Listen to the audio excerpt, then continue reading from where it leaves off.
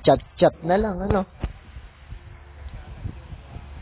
Maganda, personal pa rin tatay, ano. Personal maganda. Kaya, hindi mo nakikilala mabuti eh.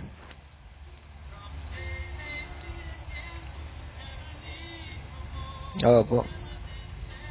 Dami nga ngayon, mga kaklase ko eh.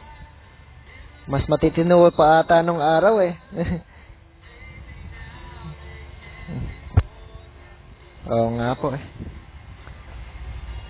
Mas maganda pa nung araw, may mga kabataan na disiplinado.